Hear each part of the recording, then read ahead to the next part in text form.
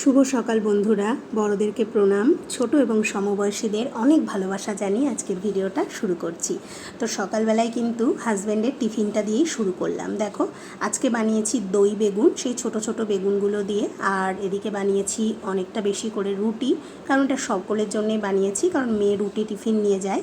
আর সাথে একটা আম কেটে দিয়েছি, আর টিফিন বক্সে দই দিয়ে দিয়েছি। তো চলো সকাল সকাল হাজব্যান্ডেরটা তো হয়ে গেছে, এবার একটু নিজের কথা ভাবি। তো এত পরিমাণে ঠান্ডা লেগেছে, তো সেই জন্য নিজের জন্য একটু ভালো করে দুধ চা বানাচ্ছি। আর দুধ চাটা তো আমি এমনিতেই খাই প্রতিদিনই, এটা আমার ভালো লাগে। তো সেই জন্য আজকে একটু কড়া করে বানিয়ে নেব দুধ চা, কারণ দুধ চা ছাড়া না আমার মনে হয় না, ঠিক যেন ঘুমটা ভাঙেনি। আমি জেগে আছি কিন্তু ঘুম ভাঙেনি। কাদের এরকম হয় অবশ্যই কমেন্ট করো। আর লেগেছে বন্ধুরা এত পরিমাণে ঠান্ডা, হ্যাচ্ছো ফেলে ফেলে কিন্তু আমার অবস্থা একদম খারাপ। তো ভাবলাম চলো আগে একটু শান্তি করে চাটা খেয়ে নিই, তারপর অন্য কিছু ভাবা যাবে। আর বেশিরভাগ সময়টা যেহেতু রান্নাঘরেই কেটে যায়, সেই জন্যে জানো না, মানে গায়ে জামা কাপড় ভিজে থেকে থেকেই কিন্তু এই ঠান্ডাটা আমার লেগেছে। দুদিন ধরে তো বুঝতেই পারছিলাম না যে কি হচ্ছে আমার সাথে, মাথা ভারী, মাথা টিপটিপ, কিন্তু এখন বুঝছি। এইবার বাইরে মানে ঠান্ডাটা পুরো ভেসে উঠেছে, এত হ্যাচ্ছো পড়ছে আর নাক দিয়ে জল পড়ছে, মানে কি বলবো। যাই হোক, তোমরা সকলেই সাবধানে থেকো। এখন কিন্তু ওয়েদারটা ভীষণই বাজে, শুনছি যে সব দিকে জ্বর ঠান্ডা লাগা এইসব চলছে আর কি। তো চলো চাটা খেয়ে নিই, এরপর কিন্তু সমস্ত কাজ পড়ে আছে। যতই শরীর খারাপ হোক কিন্তু কাজ তো আমাকে করতেই হবে, এবং টাইমের মধ্যে করতে হবে। তো সমস্ত খাওয়া দাওয়া হয়ে গেল, হাজব্যান্ড বেরিয়ে গেছে। এখানে টেবিলটা তো আমি কতবার যে দিনে মুছি সেটা ঠিক হিসাব দিতে পারবো না। সকালবেলার খাওয়া হয়ে গেছে, এবার একবার টেবিলটা মুছে নিচ্ছি। আবার কিন্তু যখন সকালে আমি আর মেয়ে খাবো তখনও একবার মুছে নেব, কারণ টেবিলটা যেহেতু ডাইনিংয়েই থাকে, তো এখানে কিন্তু হুটহাট করে জিনিসপত্র রাখা হয়, তাই কিন্তু আমি প্রতিদিন একবার করে এটাকে সার্ফ জল দিয়ে মুছে নিই, আর এমনি সময় কিন্তু নর্মাল জল দিয়ে মুছে নিই, কারণ খাবার থাকে তো সেই জন্যে। তো দেখো বন্ধুরা, সকালে রুটি হয়েছে, তরকারি হয়েছে, গ্যাসের অবস্থা খুব খারাপ। আর আবার নতুন করে যখন আমি রান্না করতে আসবো না, তখন আমার এই নোংরা গ্যাস দেখলে আর রান্না করতে ইচ্ছে করবে না। ওই জন্যে কী করি, এই সমস্ত মোছামুছির কাজগুলো একবার আগে করে সেরে ফেলি।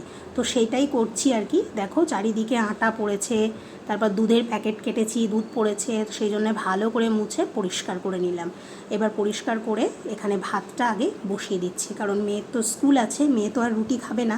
তো সেই জন্যে দেখো আগে থেকেই আমি ভাতটা বসিয়ে দিলাম। আর এই সমস্ত গ্যাস ট্যাস পরিষ্কার করে নিয়েছিলাম, নিয়ে ভালো করে মুছে নিয়ে কিন্তু দেখো সকালে যা বাসন জমেছিল, অবাক হয়ে যাবে তোমরা। সকালে রান্না করা, আটা মাখা, এই সমস্ত করে এতটা বাসন হয়েছে। আর যেহেতু বেগুন করেছিলাম, মেয়ে খায় না, তো সেই জন্যে কিন্তু কড়াইটাও মেজে ফেলেছি। আর দেখো বন্ধুরা, সময়ের অভাবে এই মোরলা মাছগুলো প্রায় এক সপ্তাহ ধরে ফ্রিজের মধ্যে পড়ে আছে। তো আজকে এগুলোর একটা গতি করব। দেখো সুন্দর করে বেছে নিয়ে ধুয়ে নিয়ে চলে এসেছি, আর এখানে কিছু সবজি কেটে নিয়েছি। কি বলো তো, এই যে একা বলে না, মানে অনেক কাজই কিন্তু পড়ে থাকে, যেগুলো কিন্তু সময়ের অভাবে হয়ে ওঠে না। কি করব বলো। তো চলো আজকে এগুলোকে রান্না করেই ফেলবো বলে ডিসিশান নিয়েছি। আবার এদিকে একটু ভেন্ডি আর একটু আলু ভাজছি, কারণ ওই যে বললাম দই বেগুন করেছিলাম, কিন্তু মেয়ে তো বেগুন খায় না, মেয়ের অ্যালার্জি আছে। তো সেই জন্যে আবার সমস্ত পরিষ্কার করে এখানে মেয়ের জন্য একটু আলু আর একটু ভেন্ডি কেটে নিয়েছি। এটা মেয়ে টিফিন নিয়ে যাবে রুটি দিয়ে, তো সেটাকে একটু ভাজতে বসিয়ে দিয়েছি। আর ভেন্ডি ভাজা তো জানো কতটাই হ্যাপাজনক, কারণ লেগে যায় কড়াইয়ের মধ্যে, আর বেশি হাই হিট দিলে কাঁচা থেকে যায়। খুব স্লো আঁচ করে দিয়ে আমি কিন্তু এটাকে সুন্দর করে ভাজবো, আর একটু মিষ্টি মিষ্টি করে ভাজবো, যাতে রুটি দিয়ে মেয়ে খেতে পারে। তো বন্ধুরা, তোমরা কারা কোথা থেকে দেখছো অবশ্যই কমেন্ট করো, ভালো লাগলে কিন্তু অবশ্যই সাবস্ক্রাইব করে আমার পাশে থেকো, আর মিষ্টি একটা কমেন্ট করো আর শেয়ার করো ভিডিওটা। তো চলো, এই দেখো এখানে কিন্তু আমার প্রায় হয়ে গেছে ভেন্ডি ভাজাটা। তো ভেন্ডি ভাজাটা কিন্তু আমি নামিয়ে নেব। আবার এই ভেন্ডি ভাজতে ভাজতেই ডোরবেল বেজে উঠেছিল, আমি আবার গেলাম, একটা পার্সেল এসছে। তো চলো সেটাই মেয়ে কাটবে বলে কাঁচি নিতে এসছে, তোমাদেরকে দেখাচ্ছি। দেখো ভেন্ডি ভাজাটা আমার হয়ে গেছে। এবার যেহেতু টাইমের মধ্যে শেষ করতে হবে, একভাবে এদিকে দাঁড়িয়ে থাকলেও চলবে না, আবার অন্য কাজে চলে গেলেও চলবে না, দুই দিকেই কিন্তু সমানভাবে তাল দিয়ে আমাকে চলতে হবে। তো চলো ভেন্ডি ভাজাটা হয়ে গেছে, আমি এবার আর একটা সবজিটা চাপিয়ে দেবো। মেয়ে কখন থেকে ডাকছে, মা এসো মা এসো, খুলবো এসো, কিন্তু আমি বলছি তুই খুলতে থাক, আমি সেদিকে সবজিটা চাপিয়ে দিয়ে তারপর যাচ্ছি, তারপর দেখবো কি এসছে। তো দেখো মেয়ে ক্লাস 9-এ পড়ছে, এখন তো ওর একটু বই দরকার। তো স্কুলের বই ছাড়াও কিছু বাইরের থেকেও বই কিনে দিই যেগুলো ওর কাজে লাগবে। তো সেরকমই একটা বুকস মেয়ে মানে কাট করেছিল যে মা এটা ভালো হবে, তো সেই বুকটাই বুক করেছিলাম, সেটা এসে গেছে। তো সেই জন্যেই দেখো আমার মেয়ে 9-এ পড়ে, কিন্তু খুব বেশি কিন্তু টিউশনও নেই, শুধু ম্যাথের জন্য একটা টিউশন আছে। তো বাকিটা কিন্তু ওই আমরা একটু ওকে সাপোর্ট করি আর ও নিজে করে নিতে পারে।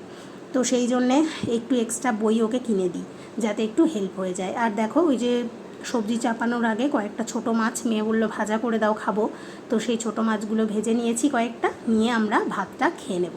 তো চলো ঝটপট করে খাওয়া দাওয়াটা সেরে নিই। দেখো খাওয়া দাওয়া সেরেই কিন্তু এসেই আমি সবজিটা চাপিয়ে দিয়েছি।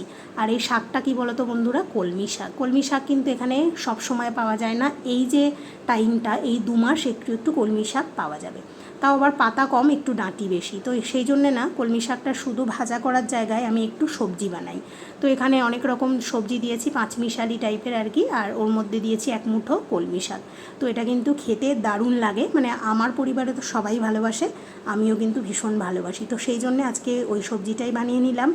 আর যেহেতু এখানে মৌরলা মাছগুলো রয়েছে, তো মৌরলা মাছটা একটু কম ছিল, সেই জন্যে এর সঙ্গে কিন্তু 3 পিস বড় মাছও আমি নিয়ে বার করে নিয়েছিলাম, মানে রুই মাছ। তো সেই সবগুলো দিয়ে একটু ডালের বড়ি দিয়ে আমি এই সবজি মানে এই তরকারিটা বানিয়ে নিচ্ছি। কারণ কি বলো তো, কত আর রান্না করব, সারাদিনের তো বেশিরভাগ সময় আমার এখানেই কেটে যাবে। আর রান্না করতে করতে মানে কি বলবো, মানে নিজেরও বিরক্ত লাগে বন্ধুরা। আর কি বলো তো, এখানে যেহেতু ভাড়ার বাড়ি, সব কিছু আমার মানে সুবিধা মতো হবে না আমি জানি। তো এখানে জানো না কোনো চিমনি নেই, আর বেশি রান্না বান্না করতে করতে এত গরম হয়ে যায় না জায়গাটা, সত্যি পেরে উঠি না। তো চলো রান্নাটা হয়ে গেছে, কিচ্ছু করার নেই। এদিকে রুটি আর ভেন্ডি আলু ভাজাটা মেয়ের জন্য প্যাক করে দিয়েছি, জলও ভরে দিয়েছি। তো মেয়েও রেডি হয়ে গেছে, চলো বেরিয়ে পড়ি, এখানেই শেষ করলাম।